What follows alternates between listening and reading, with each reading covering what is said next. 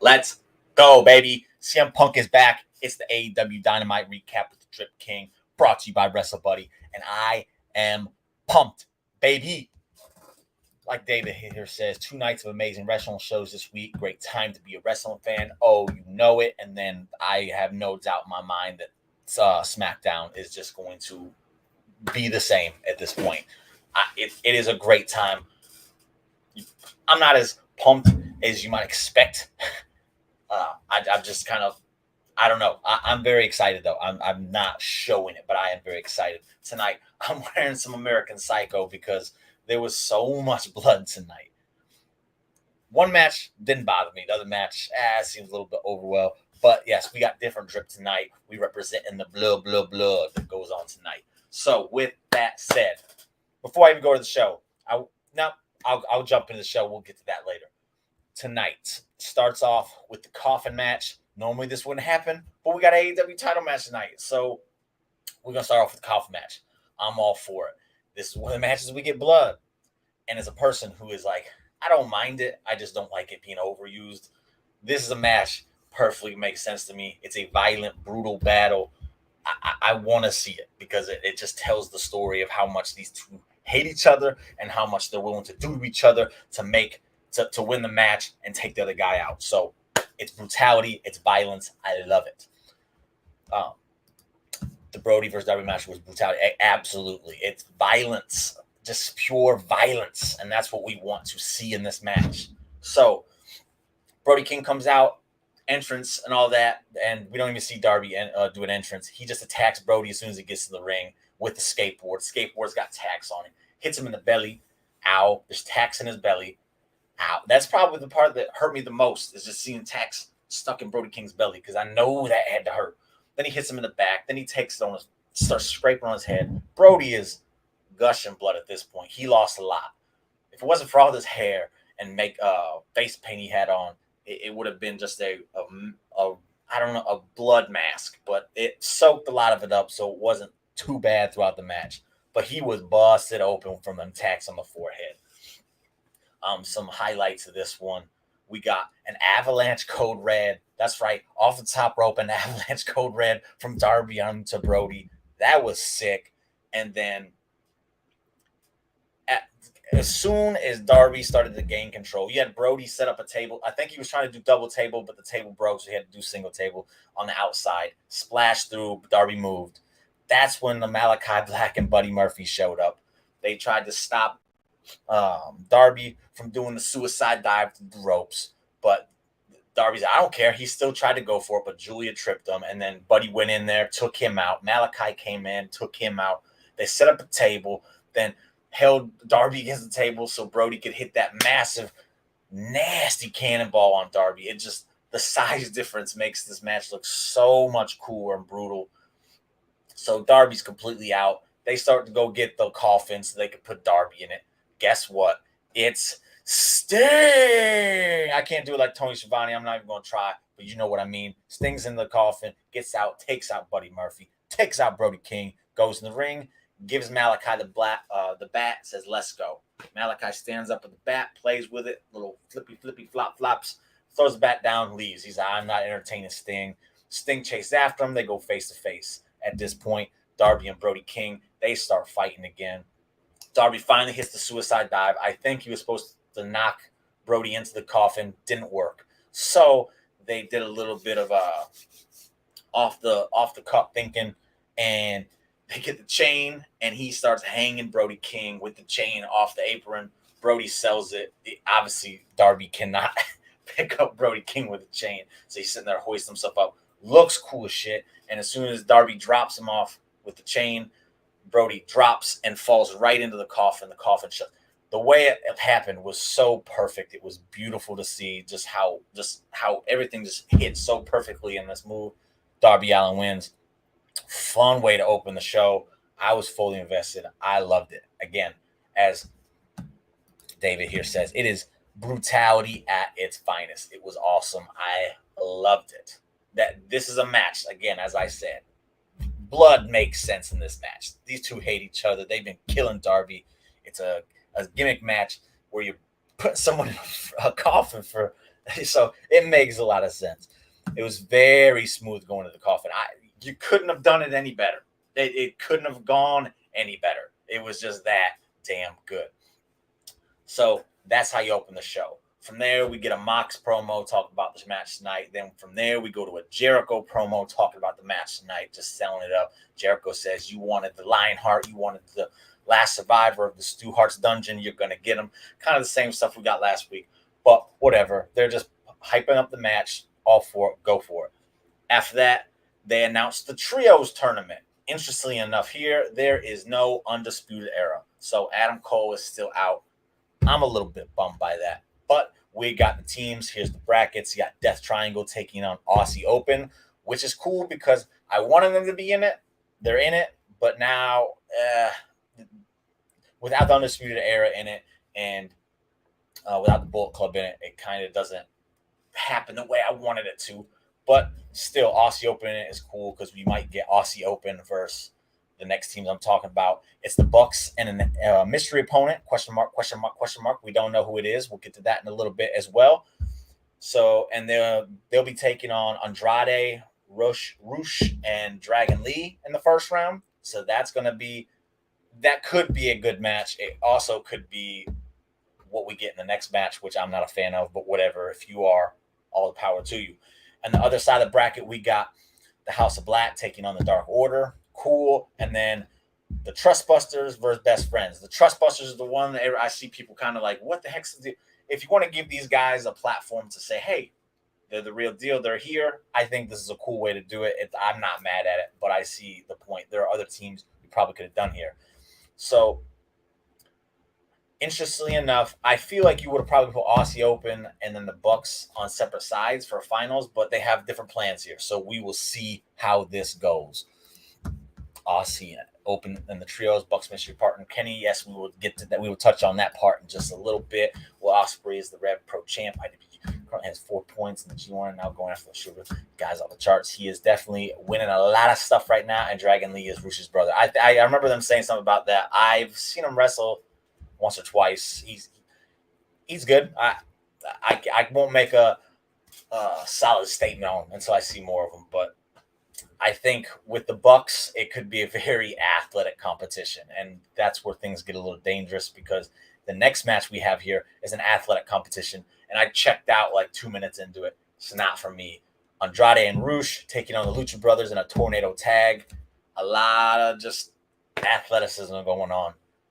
Not for me. Just not for me. If it's for you, do your thing. If you like the Lucha Brothers, you'll like this match. So the part I did like about this match at the end, they've been taking Penta's mask like pretty much every time they see the man. They took the strings in the back of his head mask and they tied it to the rope. And then Andrade came over there, double knotted it. I like this because it's attention to detail. Single knot, he could just grab it and pull it and it's done. Double knot, you can't do that. He can't see, he can't untie it. So what does he got to do? They're beating down on Phoenix.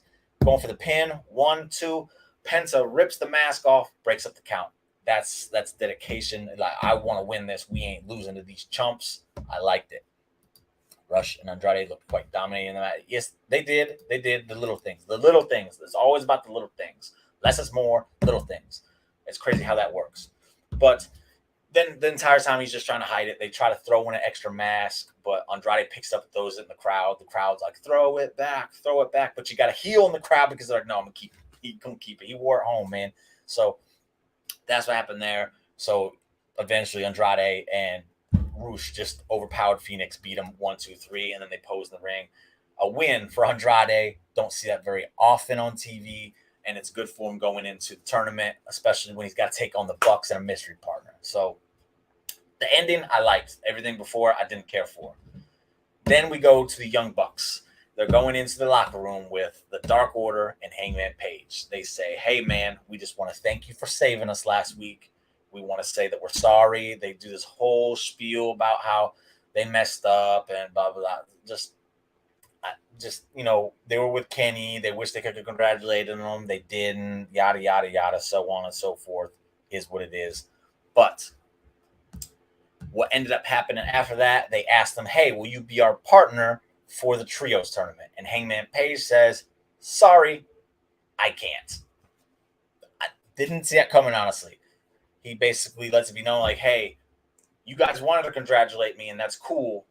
These guys did. They stood by me. They were there. They were holding me up. They were always there for me. They're in the tournament. I'm there in their corner. I'm going to be pulling for them. So I like that. There was a good enough reason as to why he didn't do it, even though it seems like they've patched things up between the two of them, the three of them, Bucks and Hangman. So with that said, I think the obvious choice now is Kenny Omega. When he returns, I don't know, because the tournament, I don't know when the tournament starts, but I assume it's going to be starting soon since they released the bracket. When does Kenny Omega return? Is he ready? Because all the people have been saying he's not ready, but maybe he is. I don't know who else you put in there with the Bucks for the Trios tournament. So, and then on top of that, the Will Ospreay Kenny Omega beef that's online, you're going to use that on a semifinal match. Kind of weird, kind of odd. I don't know what's going on there. We shall see. Again, I really wish Undisputed Era and Bullet Club could have been part of this, but that's what it is. Ooh, sorry for that. Next up, Jungle Boy comes out on commentary because Luchasaurus has a match against Anthony Henry. It's a squash. I don't think it even went a minute. After match, Christian pops up on the Titantron, whatever you want to call it, and they don't have a name for it, so I'm going to call it Titantron because that's what I want to do. He starts running his mouth. Jungle Boy notices it. He knows exactly where it's at, runs back there. Security stops him. Luchasaurus runs back, pulls security off, takes out Pat Buck. They made sure to mention this multiple times. He said Luchasaurus put his hands on Pat Buck. That's an official. So I see Luchasaurus getting suspended or something. And then Jungle Boy got to do this on his own. Jungle Boy checking out Christian's background, the little things. Yes, absolutely right there. He knew exactly where to go.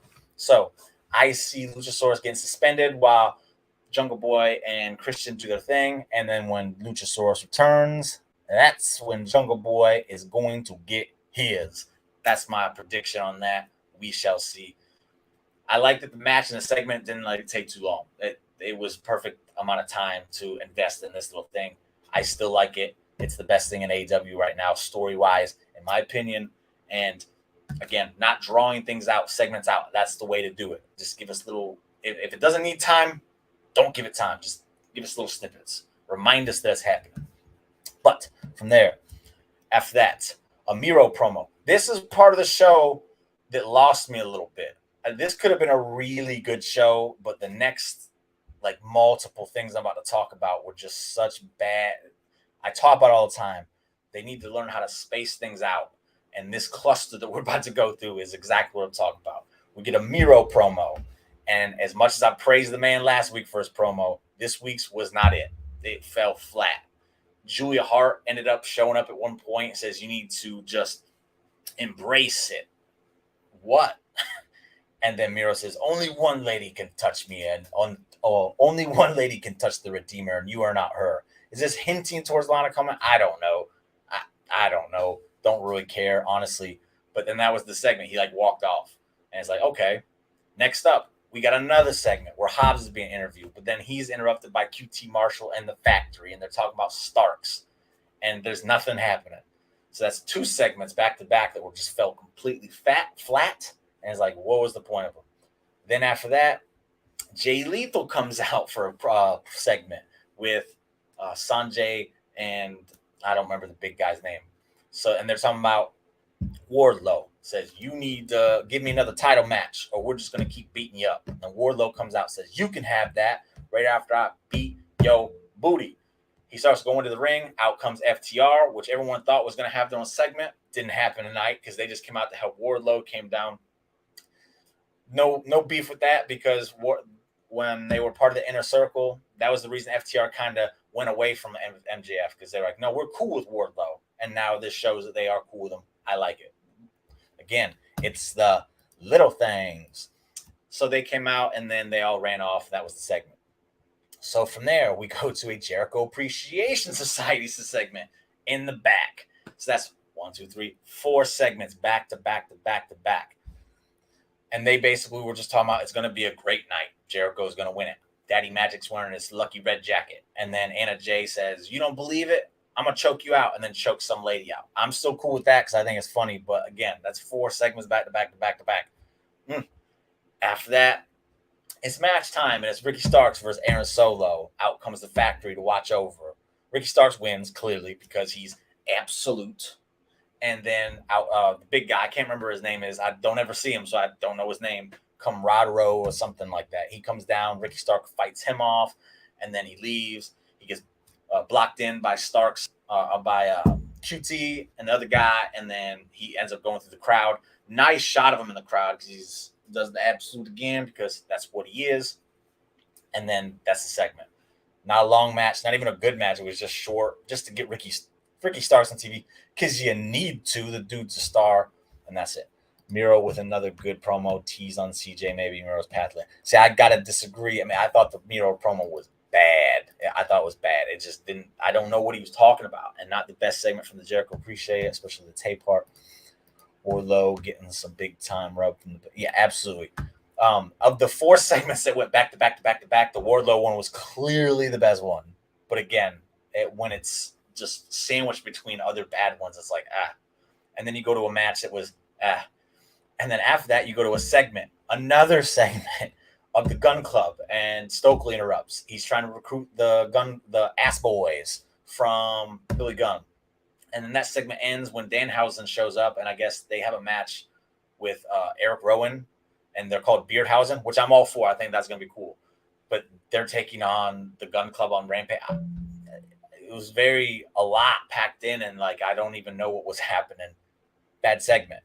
And then after that, we go to a Best Friends in the Trustbuster segment. They're in the first round of the tournament, face each other, so I get why they're facing off, but man, that's 1, 2, 3, 4, 5, 6 segments. 3 match, 3. And the match wasn't like a barn burner match that you expect to see. It's just so the Stokely, he's a grandpa. He said Billy Gunn is past your bedtime. That was funny. I love Stokely, so I'm not completely mad at the segment. Again, it just seemed way too like clustered up. There was too much happening for that little bit of time. So again, you had 3 segments and sandwiching a so-so match. Spread it out. Parker Boudreaux on Dynamite. Nice to see Parker. I can't wait to see how much he's evolved. I literally have not seen him wrestle since NXT. I know he's done a few things. I haven't seen him. I hope the best for the kid. I really do. I hope the best. That's all I'm going to say. We'll see. After that, we go to Jade Cargill versus Madison Rayne. Nothing. I wish I could say the match was good. There was nothing special about it. Nothing about this match caught my attention. And that's worrying for Jade Cargill because you're not capitalizing on this woman at all. And they got to do something. I don't know. Maybe you need to take the title off her and repack. I don't know at this point because she's lost all momentum, in my opinion. Very short matches, but he looks decent. And he's young and he hasn't had that much training, so I don't expect a lot of him. I look for, as we talk about constantly, the little things from him to see if he's caught on to the stuff. So we'll see. Rayne versus Jade was not very good, but the ending with Athena was. Yes, so after Jade Cargill won, obviously, Athena was disguised as a baddie, jumps in, attacks Jade, and then Jade gets pulled out, and they leave. Athena showed some fire. Jade has a feud going for this title, but nothing about it has been like, hey, pay attention. This is a big deal. It's just like, okay, she's feuding with. They got to do something better with Jade. They got to fix it. Because you're gonna miss the opportunity of a lifetime with this woman because she, I say it every week, is a superstar waiting to happen. Make it happen, Captain. Do something better with it because this isn't working. It's just not. After that, guess what? Another segment. Chris Statlander, she got injured, so now Toni Storm is the number one contender again. Okay, don't go with the rankings. Get rid of them. Be done with them because they officially make zero sense to me.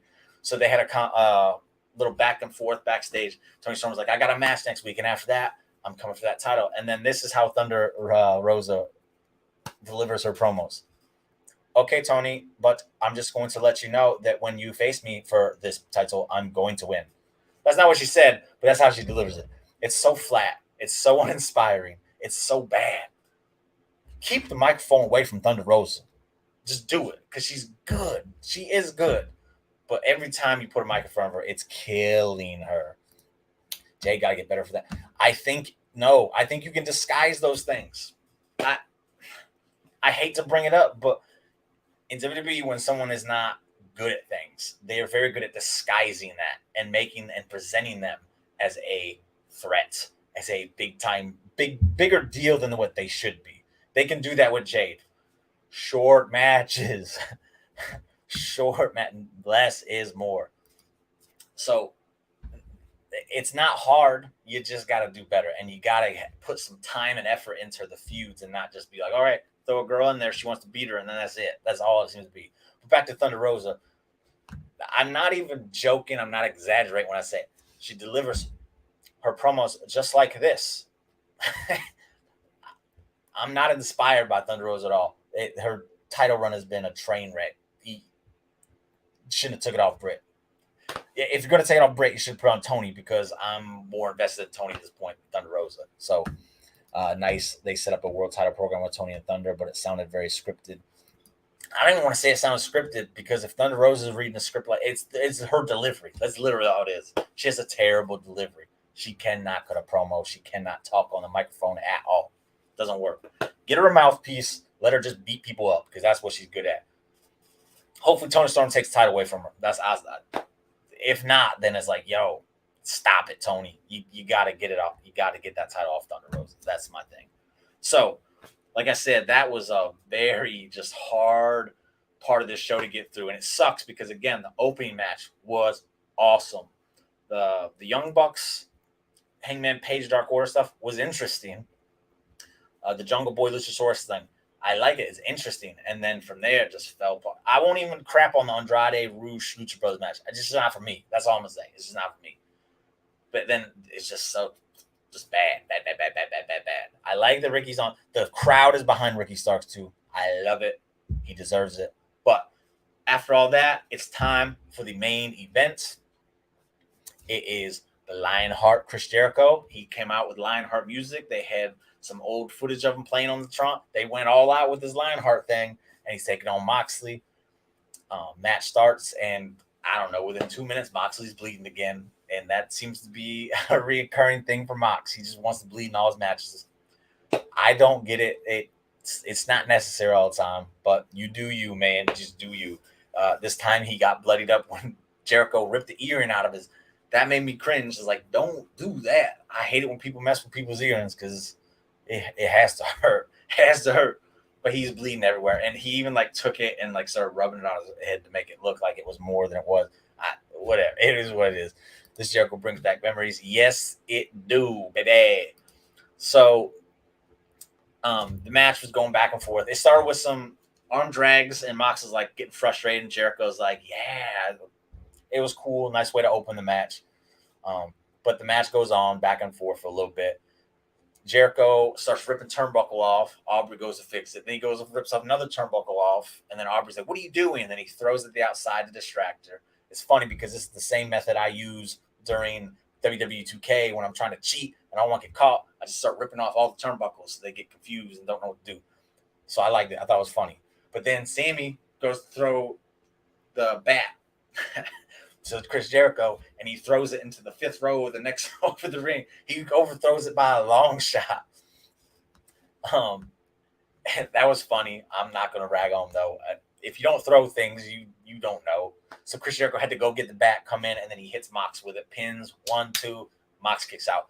Very good false finish here because it got me for a second. I was like, yo, there's a lot of time left, and the 3 count was so close. So from there, Jericho throws Mox into the one turnbuckle that didn't get fixed and then hits the Judas effect. It's like, what? 1, 2. Mox kicks out again. I was like, oh, I don't like it. And then Jericho ends up getting hit into the turnbuckle. He gets busted open big time. I think he's got a nasty gash on his forehead. I didn't get a clear look, but it looked pretty bad because he was bleeding more than Moxley at this point.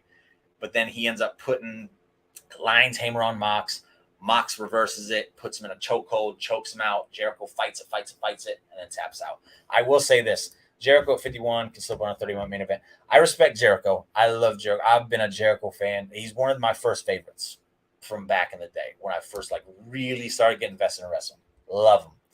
I saw some things tonight that made me think, man, maybe he needs to slow it down. Don't be wrestling so often. When he was throwing Mox's legs into the turnbuckle, it was like this.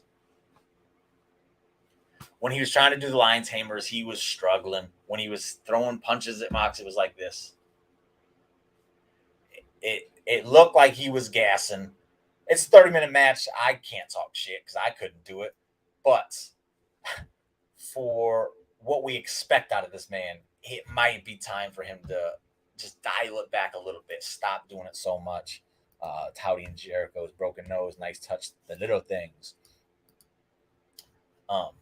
So after that happened, it's like, yo, there's still 5 minutes left. What's going on here? Oh, here comes Jake Hager and Sammy Guevara, who was in the front row, but then he was in the backstage. He comes running. Weird. But anyway, whatever. He comes in. They start attacking Mox, but then out comes the Blackpool Combat Club. I got it right in and say Bullet Club. He comes out.